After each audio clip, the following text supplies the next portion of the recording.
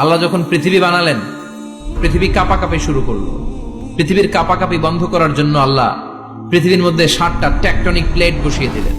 পৃথিবীব্যাপী যত পাহাড় আছে এই টেকটনিক প্লেটের কারণে পৃথিবীর কাঁপাকাঁপি বন্ধ করে দেওয়ার জন্য আল্লাহ পৃথিবীর ভেতরে পাহাড় ঢুকিয়ে দিলেন। পাহাড় পেরেকের মতো গেড়ে দেওয়ার পরে পৃথিবীর কাঁপাকাঁপি বন্ধ হয়ে যায়। ফেরেশতারা অবাক হয়ে বলে, মাবুদ, পৃথিবীর কাঁপাকাঁপি বন্ধ হলো কেমনে? আল্লাহ বললেন, ও ফেরেশতারা, পৃথিবীর মধ্যে আমি পাহাড়কে গেড়ে দিয়েছি। পাহাড় গেড়ে দেওয়ার কারণে পৃথিবীর কাঁপাকাঁপি বন্ধ হয়ে গেছে। ফেরেশতারা বললেন, তাই নাকি? পাহাড়ের এত বড় শক্তি। ইয়া রাব, হাল মিন খালকিকা আশাদ্দা মিনাল জিবাল। আপনার এই সৃষ্টিকুলের মধ্য থেকে পাহাড়ের চাইতে বেশি শক্তিশালী কিছু আছে নাকি?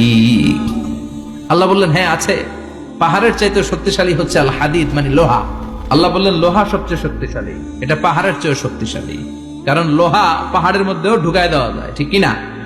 ফেরেশতারা বললেন, আল্লাহ, আপনার এই সৃষ্টিকুলের মধ্যে থেকে লোহার চাইতেও কি শক্তিশালী কিছু আছে? আল্লাহ বললেন, নাআম আছে। লোহার চাইতে শক্তিশালী হলো আন্নার, মানে আগুন। আগুনের স্পর্শ পেলে লোহা গলে যায়, ঠিক কিনা? আগুন জ্বালিয়ে দিলে লোহা অস্তিত্ব হারিয়ে ফেলে, লোহা গলে যায়। ফেরেশতারা বলল, আল্লাহ, আপনার সৃষ্টির মধ্য থেকে আগুনের চাইতেও শক্তিশালী কিছু আছে নাকি? আল্লাহ বললেন, আগুনের চেয়েও শক্তিশালী হলো পানি।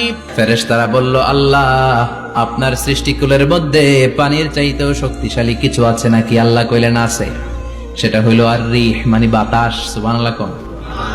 কারণ বাতাসের ঝাপটায় পানি দোলা খায়, বাতাসের ঝাপটায় পানির মধ্যে উচ্ছ্বাস তৈরি হয়, সাগরে জলোচ্ছ্বাস হয়, ঠিক কিনা?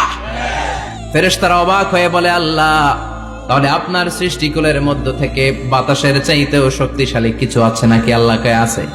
ফেরেশতারা বললেন, বাতাসের চাইতেও শক্তিশালী যদি কিছু থেকে থাকে সেটা কি? আল্লাহ বললেন, সেটা হলো মানুষ, বনি আদম। তবে ওই মানুষ, যেই মানুষ দান করে, কি করে? ডান হাত যা দান করে, বাম হাত সেটা টের পায় না। সুবহানাল্লাহ।